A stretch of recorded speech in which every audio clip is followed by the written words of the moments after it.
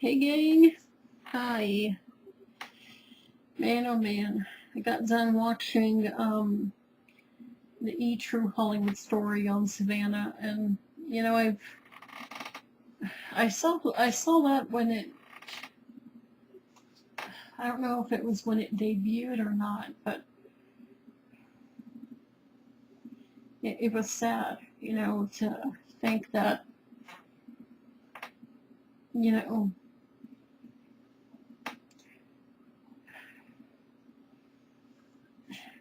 to go through that stuff. I know what it's like to be rejected all the time and to be told, by your family not to be believed, especially by men. I mean, you know, throughout all this, everyone's just rejected me. No one's ever wanted me. No one's ever cared. No one's ever gotten to know me. It's always been, well, you're too fat. You're not. Sometimes I. It's always you're too big. You're not big enough. You're not fit enough. You're not. Sorry, I'm doing my best here. Bear with me.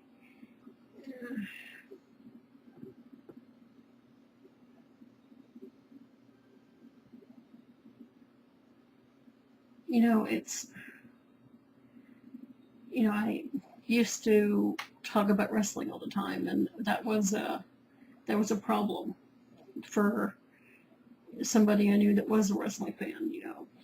Don't talk about it that much. It's like, but we're fans. I mean, I used to, be this extra hyper person, and I'm not that as much now. Thankfully, I'm tapped into more parts of more parts of who I want to be. Sorry, it's hard for me to do anything, so bear with me, guys. So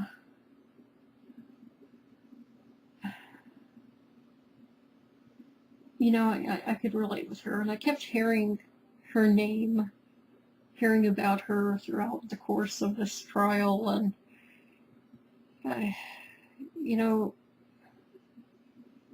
it's sad that you get chewed up and spit out by so many people.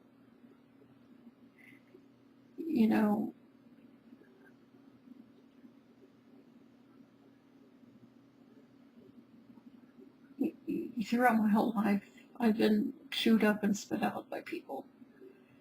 Throughout my whole fucking life.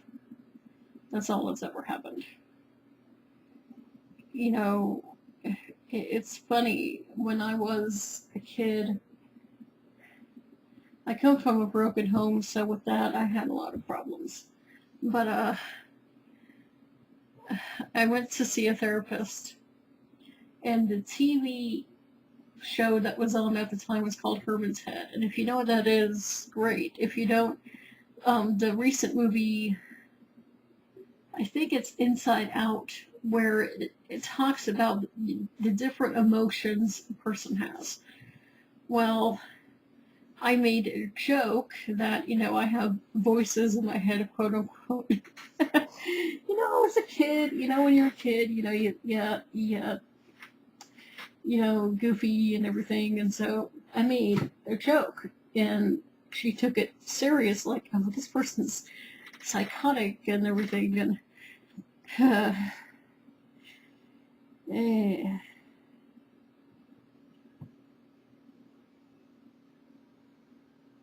anyway, and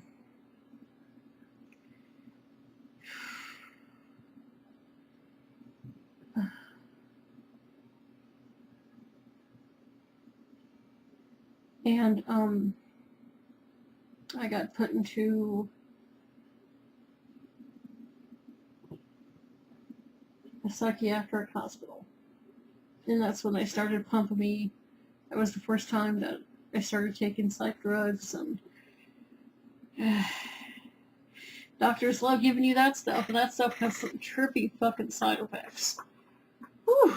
I remember kids in school that would fall asleep and you know, in the beginning of fall asleep in the beginning of school, you know, because what they were taking, whatever they were taking, would make them fall asleep. Thankfully, I wasn't taking that, at least not in the morning.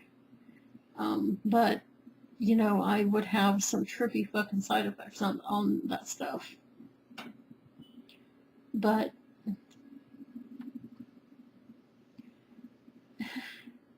one of the ladies that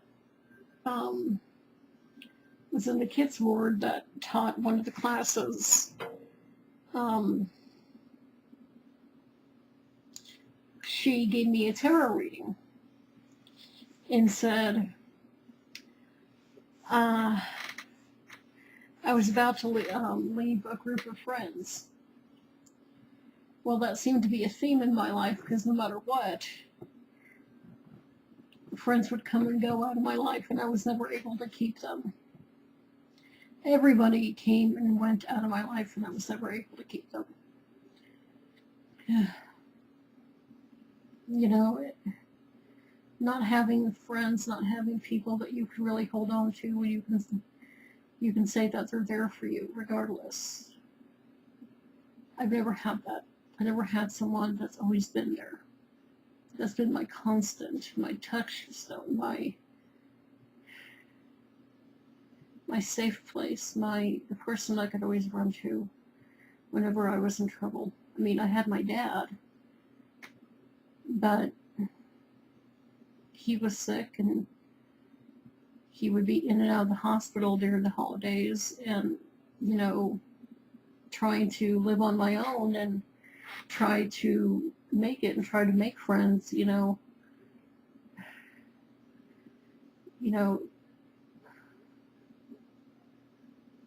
My dad wanted me to, you know, to get out in the world and live and do that stuff. So, you know, I would try to do that, and it was never easy. You know, it was never, I mean, I never got involved in a bad crowd. I got involved with the good crowds, and I got screwed over by all of them. It was always, you're not doing what we want you to do. So,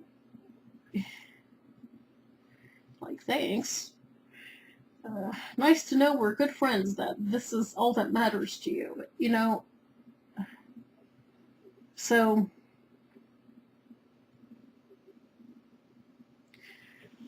you know, I understand what she went through, and understanding wanting someone to love her, wanting someone to care for her, wanting that intimacy, and, you know, it's really bad when you don't have that one person that will always understand, who always, you know, that person you're connected to, that person that you really feel, not feel, but you know. You feel, you know, you know, so, you know, it's to have that one person there that knows what it's like, because they've been there. You know,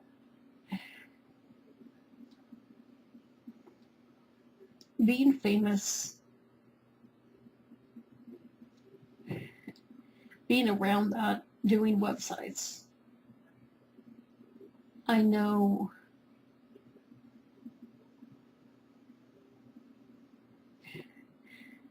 and I know, again, this is not no one's fault.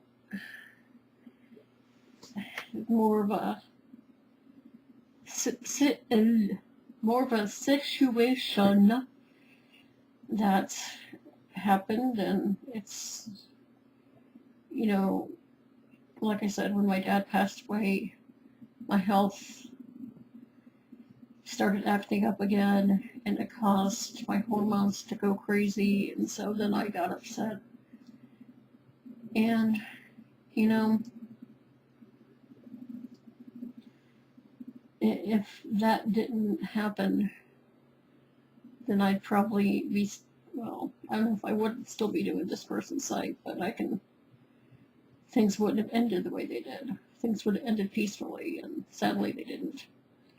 So, but also I met some people that were going through their own problems at the time. They weren't very nice. They weren't very welcoming. And, I'm not going to blame them personally, because they've admitted, hey, they've made mistakes, and it's better to have a person that really truly means it, and this person's really truly meant it. They really truly have feeling like, yeah, I've screwed up, trust me, I'm sorry. And when you have, when those things happen to you,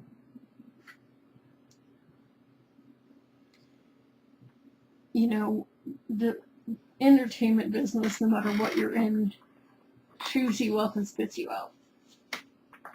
And the friends you make they end up being injured. They end up being injured, end up having, psychological problems,